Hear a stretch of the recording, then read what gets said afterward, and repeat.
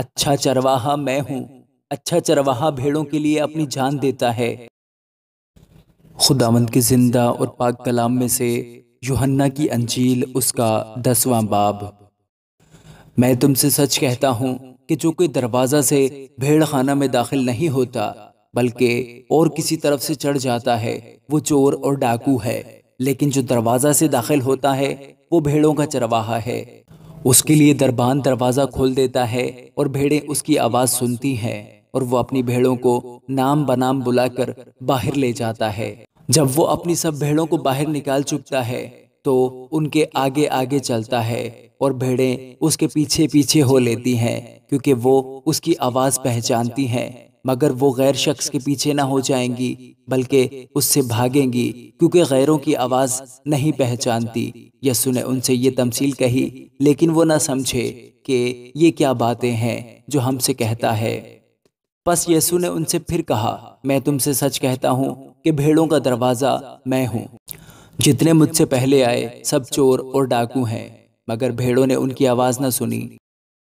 دروازہ میں ہوں، اگر کوئی مجھ سے داخل ہو تو نجات پائے گا اور اندر باہر آیا جایا کرے گا اور چارہ پائے گا۔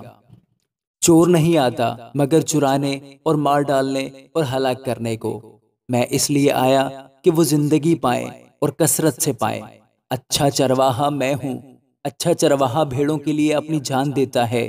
مزدور جو نہ چرواہا ہے نہ بھیڑوں کا مالک، بھیڑیوں کو آتے دیکھ کر بھیڑوں کو چھوڑ کر بھاگ جاتا ہے، اور بھیڑیا ان کو پکڑتا اور پراگندہ کرتا ہے۔ وہ اس لیے بھاگ جاتا ہے کہ مزدور ہے اور اس کو بھیڑوں کی فکر نہیں۔ اچھا چرواہا میں ہوں۔ جس طرح باپ مجھے جانتا ہے اور میں باپ کو جانتا ہوں، اسی طرح میں اپنی بھیڑوں کو جانتا ہوں اور میری بھیڑیں مجھے جانتی ہیں، اور میں بھیڑوں کے لیے اپنی جان دیتا ہوں۔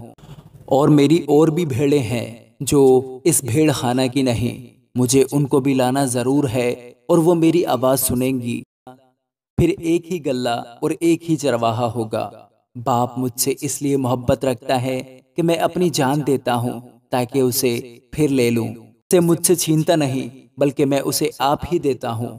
مجھے اس کے دینے کا بھی اختیار ہے اور اسے پھر لینے کا بھی اختیار ہے۔ یہ حکم میرے باپ سے مجھے ملا۔ ان باتوں کے سبب سے یہودیوں میں پھر اختلاف ہوا۔ ان میں سے بہتیرے تو کہنے لگے کہ اس میں بدروح ہے اور وہ دیوانہ ہے، تم اس کی کیوں سنتے ہو؟ اور انہوں نے کہا، یہ ایسے شخص کی باتیں نہیں جس میں بدروح ہو۔ کیا بدروح اندھوں کی آنکھیں کھول سکتی ہے؟ یروشلم میں عید تجدید ہوئی اور جاڑے کا موسم تھا، اور یسوع ہیکل کے اندر سلیمانی برآمدہ میں ٹہل رہا تھا۔ پس یہودیوں نے اس کے گرد جمع ہو کر اس سے کہا، تو کب تک ہمارے دل کو ڈاواں ڈول رکھے گا؟ اگر تو مسیح ہے تو ہم سے صاف کہہ دے۔ یسوع نے انہیں جواب دیا کہ میں نے تو تم سے کہہ دیا، مگر تم یقین نہیں کرتے۔ جو کام میں اپنے باپ کے نام سے کرتا ہوں وہی میرے گواہ ہیں، لیکن تم اس لیے یقین نہیں کرتے کہ میری بھیڑوں میں سے نہیں ہو۔ میری بھیڑیں میری آواز سنتی ہیں اور میں انہیں جانتا ہوں، اور وہ میرے پیچھے پیچھے چلتی ہیں، اور میں انہیں ہمیشہ کی زندگی بخشتا ہوں، اور وہ ابد تک کبھی ہلاک نہ ہوں گی، اور کوئی انہیں میرے ہاتھ سے چھین نہ لے گا۔ میرا باپ جس نے مجھے وہ دی ہے سب سے بڑا ہے، اور کوئی انہیں باپ کے ہاتھ سے نہیں چھین سکتا۔ میں اور باپ ایک ہیں۔ یہودیوں نے اسے سنسار کرنے کے لیے پھر پتھر اٹھائے۔ یسوع نے انہیں جواب دیا کہ میں نے تم کو باپ کی طرف سے بہتیرے اچھے کام دکھائے ہیں، ان میں سے کس کام کے سبب سے مجھے سنسار کرتے ہو؟ یہودیوں نے اسے جواب دیا کہ اچھے کام کے سبب سے نہیں بلکہ کفر کے سبب سے تجھے سنسار کرتے ہیں، اور اس لیے کہ تو آدمی ہو کر اپنے آپ کو خدا بناتا ہے۔ یسوع نے انہیں جواب دیا کہ تمہاری شریعت میں یہ نہیں لکھا ہے کہ میں نے کہا تم خدا ہو؟ جبکہ اس نے انہیں خدا کہا جن کے پاس خدا کا کلام آیا، اور کتاب مقدس کا باطل ہونا ممکن نہیں۔ آیا تم اس شخص سے جسے باپ نے مقدس کر کے دنیا میں بھیجا کہتے ہو کہ تو کفر بکتا ہے، اس لیے کہ میں نے کہا میں خدا کا بیٹا ہوں؟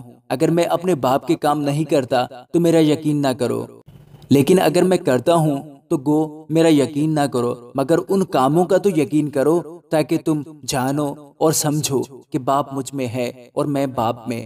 انہوں نے پھر اسے پکڑنے کی کوشش کی، لیکن وہ ان کے ہاتھ سے نکل گیا۔ وہ پھر یردن کے پار اس جگہ چلا گیا جہاں یوحنا پہلے بپتسمہ دیا کرتا تھا، اور وہیں رہا، اور بہتیرے اس کے پاس آئے اور کہتے تھے کہ یوحنا نے کوئی معجزہ نہیں دکھایا، مگر جو کچھ یوحنا نے اس کے حق میں کہا تھا وہ سچ تھا، اور وہاں بہتیرے اس پر ایمان لائے۔ آمین۔